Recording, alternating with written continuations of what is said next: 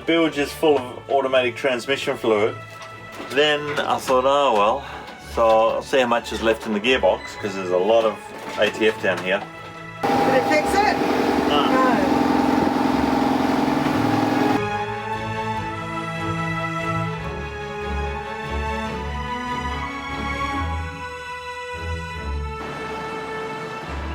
We've just come into town to check out.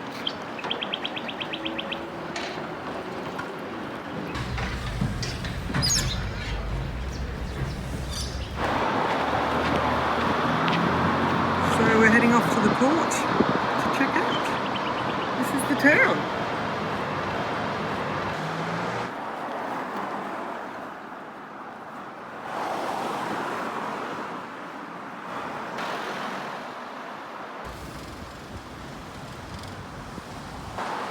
Beautiful Art Deco building.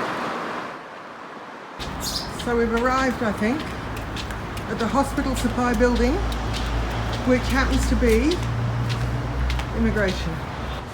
Whoa. Okay. Is that it? Alright. Merci.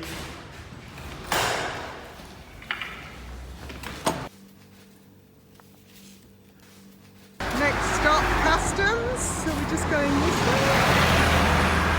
Yeah. And then port captain and... This customs a bit easier to find than the one in Tonga. Yes. So I'm not even sure where I'm going because when Magnus checked in I had to stay on the boat. So this is all a first for me. So that's immigration done. No, what was that? That's customs done. Now we're going to the port captain or the harbour master or whatever they're called. It's our clearance. And then, yeah, bit of shopping, fuel up. Out of here. Head off. That's the port captain building. Just stop there with a nice view. So we've just walked all the way around the bay. The marina's over there and our boat is just here. But it's too difficult to get from the boat to this building. I'm going to spend 2 to 3 weeks on the boat now. There's no wind forecast for on the way to Australia. But we're going anyway, because you never believe windy or the wind forecast. We've got a wedding to go to, and the wedding's in about 3.5 weeks. So we gotta go. We're going. Gotta make this wedding. And this will be our last passage for quite a while. So yeah. Last stop, port captain, here we go. See ya, bye. So we've made it to the port captain. Magnus has gone in to get the, I don't know what it's called in English, but I know what it's called in Spanish, and it's the Zarpe, an international Zarpe, so we can leave the country. We've got 48 hours to leave. So yeah, and then we head off on a passage to Australia. It's the last passage for a while, so we're going to enjoy it. Yeah, so that's it, we're nearly out of here. We're done. We're done. We checked out. Another country. Tick.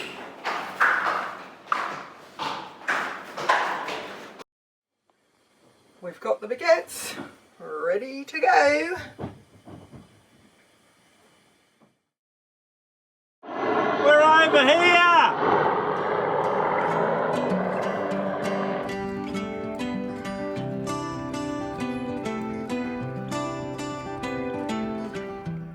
We'll be going through the pass in about an hour. So, you just did your net?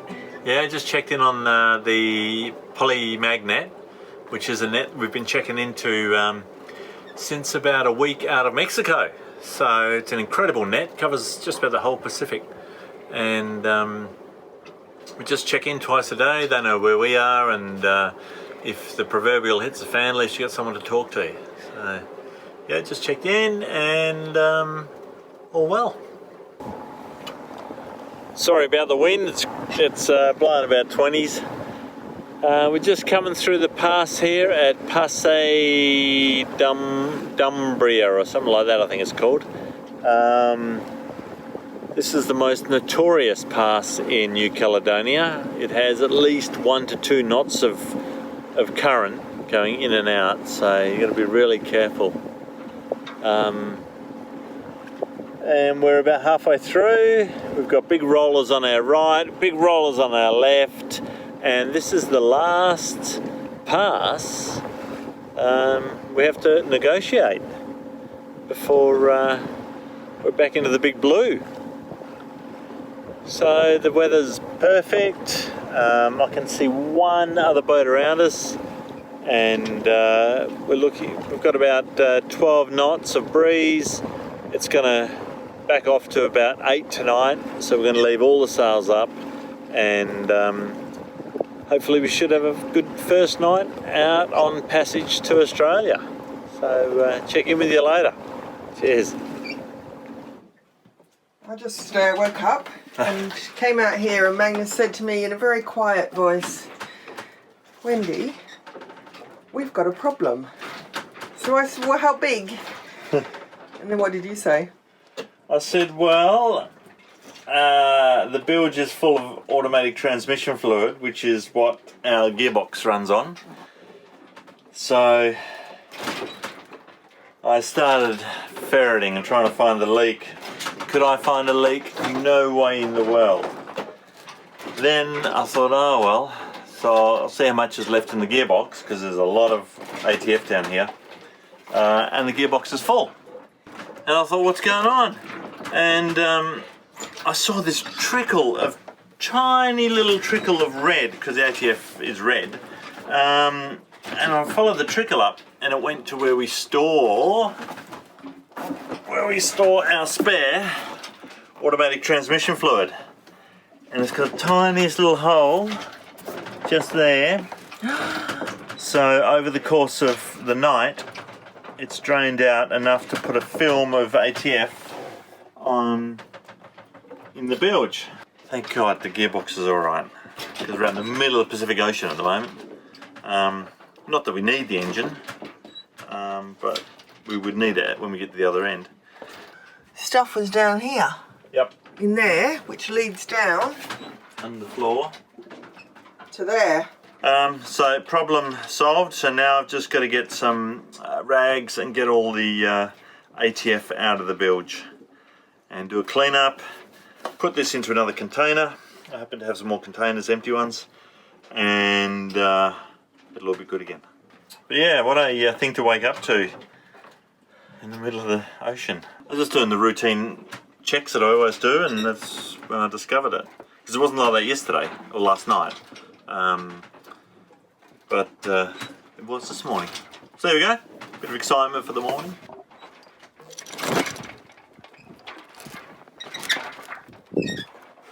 Pretty magical.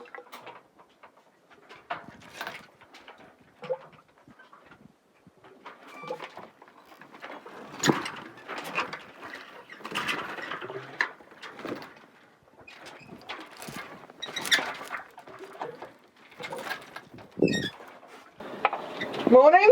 Oh, g'day. Do you want to give me an update on this passage from New Caledonia to Gold Coast? Well, we are about, 2 minutes ago, the wind came up, so we're actually moving. We've spent 24 hours going backwards. We've done about 8 nautical miles backwards over the last 24 hours. And the wind's just come up, so I've hoisted some sails and trimmed the sails. And we're on a port tack for a change. Starboard tack for a change. So yeah, we're actually making headway towards Australia, which is a bit of a change. We've got about 600 miles to go, so we've done just over 200 miles since we left New Caledonia. We're on day 4, so 3 days of sailing. And finally we're moving. The swell's quite big, but there's not much waves, so it's just nice to go up and down the swell. But the wind has been coming from the west, which is the direction we're going, of course. That goes without saying. So we're moving, but we're moving south at the moment, and we should be moving southwest. But we've got 8 knots of breeze. Yeah, life's pretty good at the moment. Just about to have breakfast. Just finishing my night watch. It's 8 o'clock in the morning, and Wendy's just about to take over. Yeah, it's pretty calm seas, still no fish.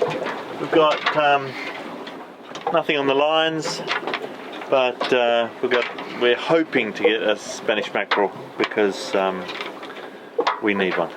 Well, we don't need fish because we've still got enough fish, so we won't starve. But it'd be so nice to have a Spanish mackerel on board. Anyway, well, there we go. That's all from me.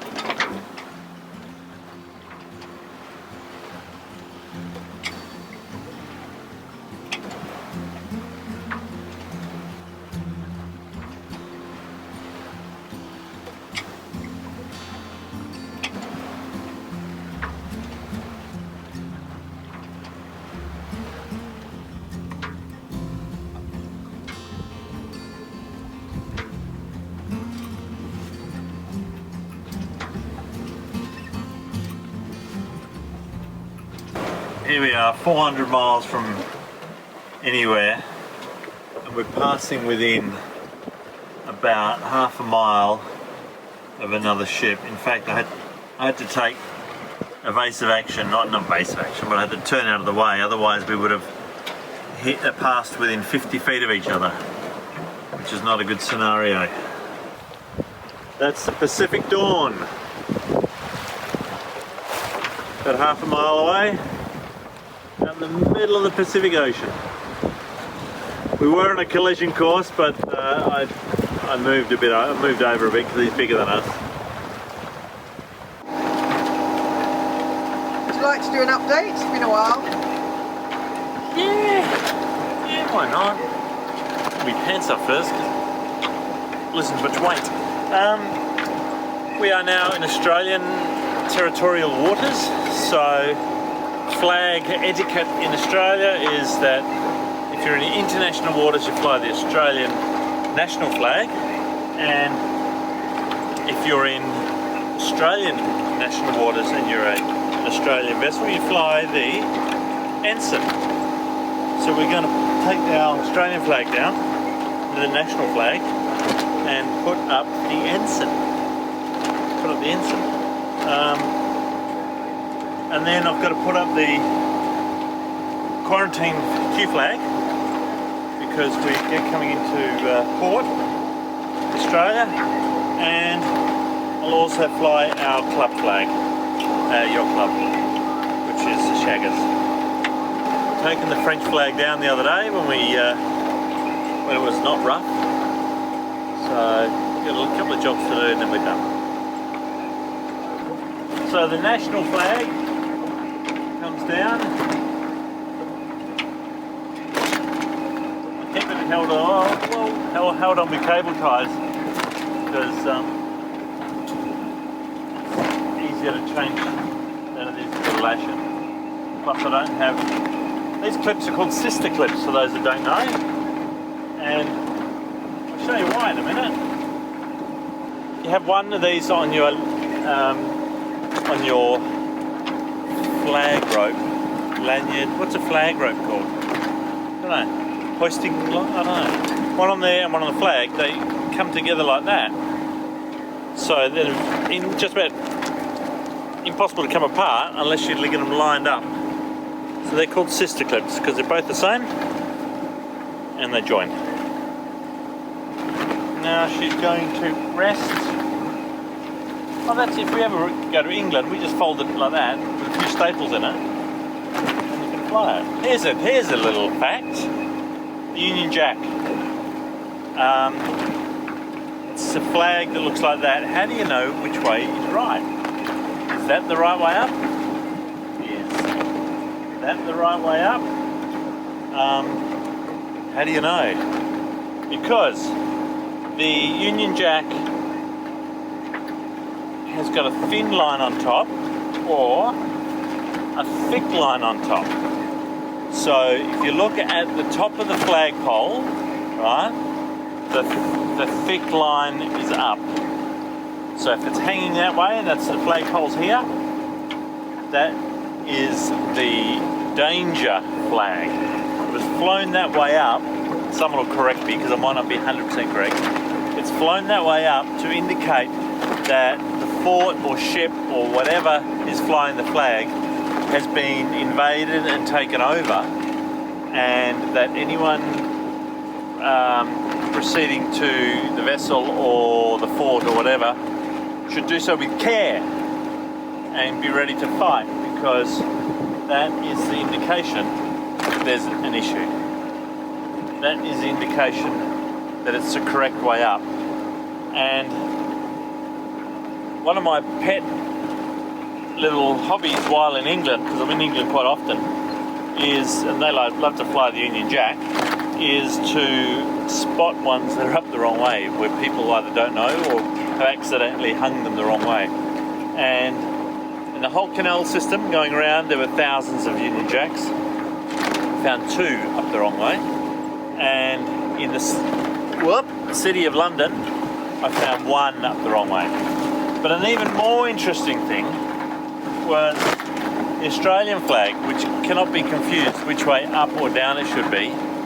And I once saw it hanging in a government office the wrong way up. So that junior clerk most probably still doesn't work there. Anyway, enough trivial stuff. We're nearly in Australia. We're in Australian waters. Look at that rainbow. There's, I digress. We're in Australian waters. Feels good. I'm expecting a flyover by Coast Watch any minute to check in with us, as they like to do when foreign vessels arrive into their waters. We've heard the French aeroplanes talking to fishermen and checking that they're in the right waters and all that sort of stuff, but we haven't heard the Australians yet. So either today or tomorrow before we arrive, we should hear the roar of a Orion or whatever they're using these days, King Air or whatever, coming over the top of us. That's enough of me rabbiting on. We got 220 odd miles to go, 0 wind. I've taken all but 2 sails down and they're just flogging them backwards and forwards. We've been motoring all night because enough of hanging around out in the ocean. It's time to get there. See ya. Alright, let's hoist her up.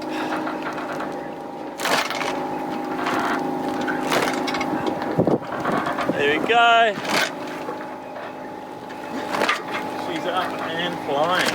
It's going to go and fly our birdie up there on the port side.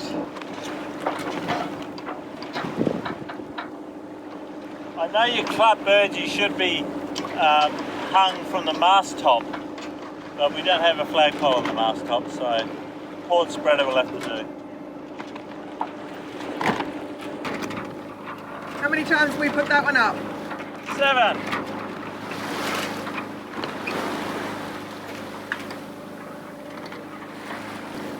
So lovely. What'd you do to your finger? I stuck my fingernail in my finger. Normal duty's done. Yeah, now I need nurse. Blood.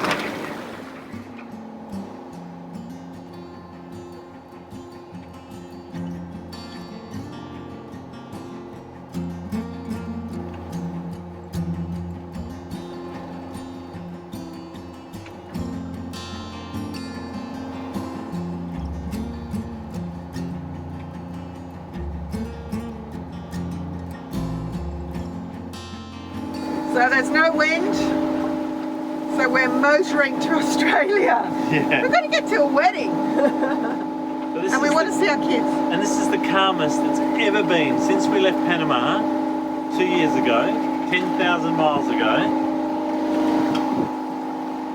Yeah, this is the calmest it's ever been. It's a bit like the Sea of Cortez, actually. But the Sea of Cortez was never this, like, it's just oily. Yeah. It's like unbelievable. It is. It's been like this for a few days. Yeah. We must be getting closer to land.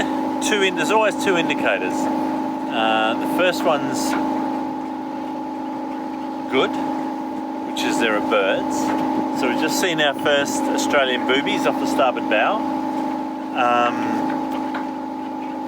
The second indicator is rubbish. Unfortunately, whenever you get next to land, it's a bit like when you're on the canals. You can always tell when you're getting coming up to a town because of graffiti, or if you're on the road driving, you can always tell because the rubbish on the side of the road. And that's the same in the ocean, unfortunately.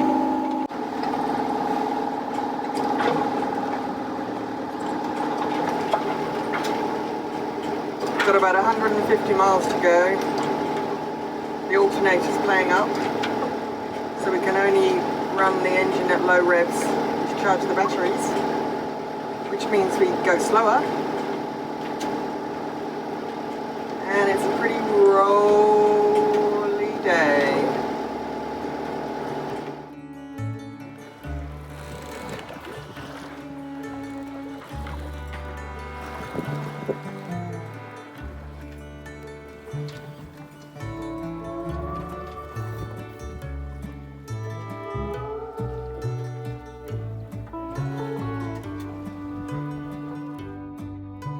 Looks like you're about to do surgical operation.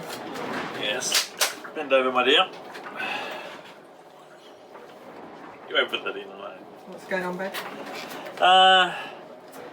Well, you know the alternator. Back to the alternator. I know exactly what's wrong. It's the one thing that I didn't do when I was down in Mexico when I put new bearings and everything in her.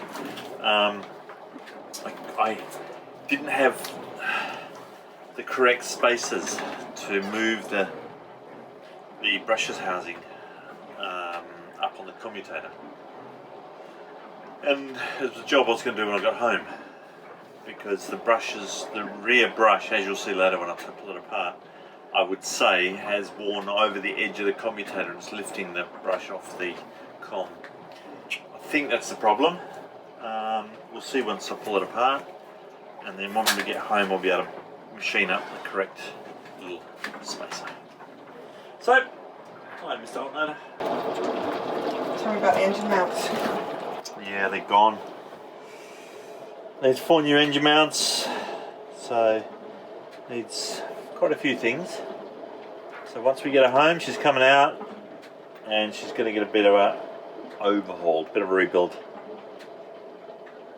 Bottom end, top end. Yeah. Is it what you thought? Yeah, exactly what I thought. See the edge of the brush? Yeah. It's got that little lip on it there. Yeah. That lip is riding on the insulated part of the com. See how the brushes, yeah, I'll turn it sideways. See how the brushes are riding, whoa, are riding there and there. See the shiny part? Yeah. They should be riding in the middle of these. Oh. Right? So I've got to make a spacer that machine this case a bit so that the cap fits on a bit tighter, so the brushes actually ride down in the center of this slip ring. But that is a problem, and easy to fix. So you're filing off the little bit? Filing off the ridges and put it back together. And it'll last another 100 hours until it does it again. But when I get home and make this spacer up, it will fix it for the rest of eternity. There we go. I should replace the brushes while I go to the part, because they've worn quite fast, these brushes. See how you got that gap there?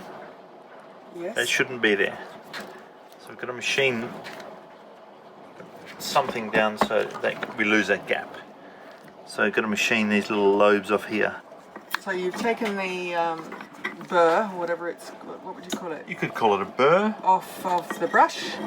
Reseated the brushes. Yeah. Is that right? Yeah. Right terminology? Yeah, pretty good. And putting it back together again, that should be alright for a little bit longer until we get to Australia, and you can then file, trim, We'll machine this case down. the case down so it fits properly and gets rid of the problem, as explained by Wendy. Yeah, sure.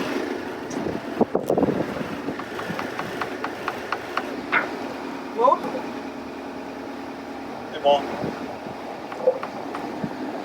Did it fix it? No. No.